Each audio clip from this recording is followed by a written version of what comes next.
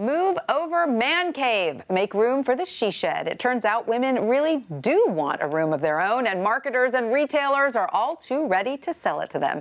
Here with the story is WSJ senior style reporter Elizabeth Holmes.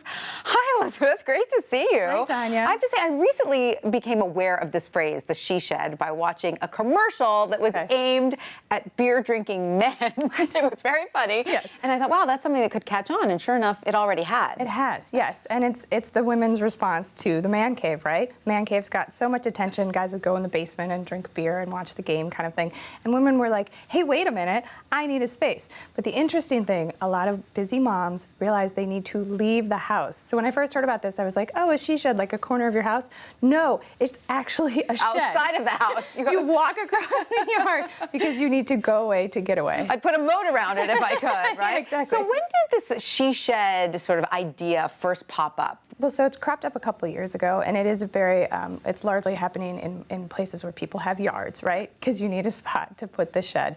But I think it's catching on for a number of reasons. One, women are just sort of time-strapped today and just over all of the chaos. And so they build these beautiful spots. And you can do it, you can spend a couple $1,000s, or you could spend many thousands of dollars. Which is where the retailers come in, like Home Depot, that are all too happy to sell women all kinds of bells and whistles for their she shed, right? Because it's not just about the inside, it's about the outside, because they don't want it to look like a shed. They want it to look like a mini home. So porches and planters and things like that are really popular. And then inside, a lot of sheds don't have a lot of natural light. And so people are carving in skylights and putting in beautiful French doors.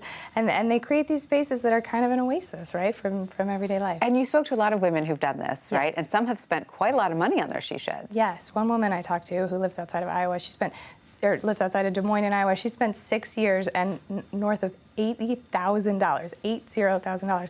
But she has this beautiful 2-story she shed. I'm jealous. And all these women, I said, how do you feel when you're out there? And everybody said, oh, I feel so calm, like I can gather my thoughts, and I feel really productive, and I'm so happy. And so I think it might be worth it. It sounds fantastic. How do they keep the dog and the kids and the husband out of their space? Well, some people don't. They welcome them in, and they say, this is mom's space, but you're welcome. You're welcome, but you're a guest here.